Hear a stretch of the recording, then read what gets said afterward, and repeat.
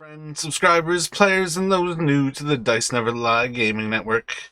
My name is Jared, Keeper and Game Master Marathuzela for Dice Never Lie. Today, we have a quick dive back into the OGL 1.1 blunder for Hasbro and the Wizards of the Coast. In an oversight of editing, and a desire to find an actual copy of the leaked OGL 1.1, I neglected to speak on a clause aiming to bring any content published under the new license into the WotC IP, and if they desired to publish that work, they wouldn't have to do so with any payment to the creator. They would be free to do so without accrediting those who did the actual work. Very much a Gygaxian thing to do. Dave Arneson knows that one. In part because I wanted to find the actual leaked document. It seems Gizmodo has not published it. Despite breaking the massive gaming story, it was one of the articles that I was looking at. I just could never find it. No worries. It's just hearsay. We know from the language used by Chris Cox and Cynthia Williams, D&D is undermonetized. They want to bring it into a reoccurring spending environment, turning it into a cheap video game. Nothing like the Dungeons and Dragons that we all love. Just hearsay. Nothing to worry about. Not 6th edition. 1 D&D is still years away. This OGL leak is nothing to worry about. It's just hearsay. The OGL leak threatened less than a week to comply. And here, I kind of get to the point. Matt Colville of MCDM responded today. Many of my players know there are few people in this community who I have as much respect and admiration for. It was troubling to read Matt's message to the Patreons today. And it was largely focused on not only the OGL, but also what that means about how MCDM is going to be pivoting. Hearsay or not, actual lawyers working for MCDM, we all kind of came to the same conclusion. The climate is enough to get MCDM out of D&D's territory. The climate is enough that it should get companies like Critical Role out of this territory. 6th edition is far away. Does the OGL leak affect any old gamer? Yes and no. Do you care enough about it that you want to make a moral stance and show WotC what you think with your money? Then maybe you should stop buying their products.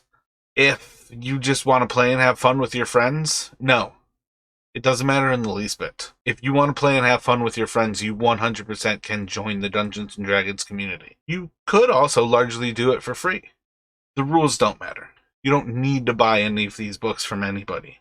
It is really cool to get other people's perspectives on how they run things. Anybody who was publishing things on the DMs Guild, I couldn't find it in particular, was already kind of giving a lot of their rights to Wizards of the Coast, essentially giving them the ability to publish your content inside of books that they might produce. And I think this is part of what they do with some of those beloved compendiums, the Tales of the Yawning Portal, or things like Ghosts of Saltmarsh, Candlekeep. It's one of the problems of publishing things inside of the Wizards of the Coast pipeline, is that they've already kind of done stuff that allows them to publish your work. And that's why bigger companies are really the biggest target that run the biggest risk, because Matt Colville, MCDM, Matt Mercer, and Critical Role, they're big enough that they don't need to publish anything on DM's Guild. They can get by without using a larger site that does all of that work for them. It doesn't change the fact, though, that they might still choose to do that. But as far as I was aware, there are a few lines. See, this talks about Wizard purchasing outright, but the OGL 1.1 actually was one of the things leaked, was that they basically would own your IP and be able to produce it without accrediting you whenever they would like. And that's one of the things that I was kind of under the impression that Dungeon Masters Guild already kind of allowed, or you were already kind of agreeing to when you published here. Again, this is just a page about the ownership and license agreement, the OGL agreement. It's not actually the final page when you're going to publish something. I've never published anything on DM's Guild. I hope this is not going too far for my uneducated impression of what the DM's Guild works as. But that's just one of the things that I wanted to kind of talk about there. I think one of the craziest things watching things happen with MCDM is the recognition that despite adoring and loving everything that they're doing, I'm not actually surprised that they're going to leave Dungeons and Dragons behind. For many reasons, I've always felt MCDM is very system agnostic. You can kind of see it in the way that Colville speaks about a lot of ways to play. He talks about using the editions that he's run in the past, but vastly and largely, it's separating those things out from game design and actual play. When you're playing, the game doesn't matter. It's playing with your friends. Everyone enjoying one another's company. That's what matters. And that doesn't require that you be subscribed to a 4th edition, a 5th edition, a 6th edition, or a Wizard of the Coast Burning Down an edition. In the long run, MCDM has been system agnostic, and Wizards of the Coast is kind of forcing their hand.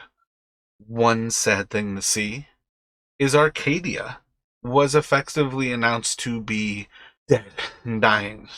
Come July, MCDM is going to stop producing Arcadia. I hope, and I assume, for a short while. As they talk about MCDM Plus, the things that are going to be about their new gaming system, they're going to step away from the magazine format and publish the things to the Patreon immediately, because it's no longer meant to be play tested. It is meant to be theoretical content. So they want to put it out there as soon as possible because it is not finished. It is not tested. It is not polished. This is them working on the fly, is kind of what Matt kind of stresses in how he describes this rather verbose, it is Matt, write-up of what Patreon is going to start to do. But among the things that are changing is the end of Arcadia in July of 2023, hopefully to return once MCDM, James Introcasto, and I want to say Hannah, they're going to be working a lot on what will be the MCDM replacement of Dungeons & Dragons. I actually kind of hope, after reading this comment from Matt, that they call it MCDM's Inevitable, or The Inevitable. I adore Strongholds and Followers. I'm so excited for Kingdoms and Warfare. I have the PDF. I've had it for ages. I've barely touched looking at it. I'm horrible at looking at things on PDF. I am great at referencing things via PDF. Incredibly stoked for Flea Mortals Flee. I adore action-oriented monsters, and I love to use them. I love to create them. Almost all of my created monsters have been this oppressive OGL has run MCDM out of the Dungeons and Dragons market. It's not the nail in the coffin that has run them out. It is the sound of wizards gathering the nails. It is the rhetoric, Chris Cox and Cynthia Williams, that has run MCDM out. I hope this is the rhetoric that runs Critical Role out. I love Dungeons and Dragons. I hope Wizards of the Coast and Hasbro burns for the way that they're treating it.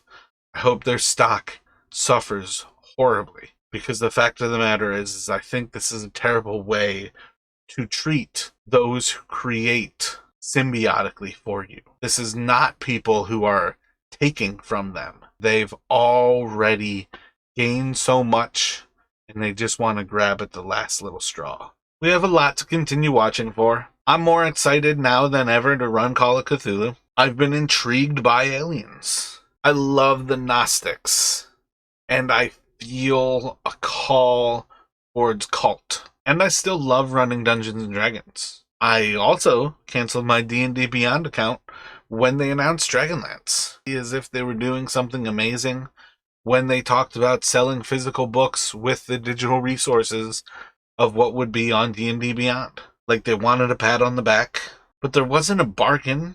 There wasn't a deal. They just added the price of the two things together and sold it to you as a bundle. It felt insulting to me. I like when a company offers you their product at this price and it comes with the PDF. I like when they offer you the PDF for 60% of the price. I like when they offer you the hardcover for 90% of the price. I think these things all kind of add up to where, to me, yeah, I want to have the physical book. And yes, I would like for a minimal buy-in to also have a digital copy. One of the worst things about buying some of the content from D&D Beyond was always, one, I didn't like that it was formatted differently than the book. I like the player's handbook to be formatted like the player's handbook, not like it's formatted on dndbeyond.com. I like that Strongholds and Followers is the same in Strongholds and Followers when I'm looking at the actual book or the PDF. And I also know that Strongholds and Followers is on my bookshelf behind me, and it's on my hard drive in front of me. I don't have to wonder when is Strongholds and Followers going to disappear from the online compository. Thank you all for tuning in. I've been Jared today. I know the OGL is a heavy thing for all of us to discuss, but it is something to keep in mind. It is changing the climate of the world that we all exist in. Very thankful for everyone who takes the time to listen to some of these news-related things, even though I'm not specifically a keeper or dungeon master while we discuss these. I have been your keeper, Dungeon Master Marathustra, Dice Never Lie Gaming Network. Try to keep you comprised of things that are important to all things in this space of tabletop RPGs. Please let me know what you think of Matt Colville and MCDM's pivot. Will you miss Arcadia? Are you super stoked to see what MCDM Plus ends up bringing to the world? Have you checked out action-oriented monsters? Please let me know in the comments below. These are exciting times in the tabletop RPG world. 6th edition is still a year and a half away, at least. We, the creators playing these games at the table, get to decide what to make of it. I'd like to say we're going to make the most of it, even if that means leaving it all behind. Have a good day. Have a good night. Much love to you all. And is it Thursday yet?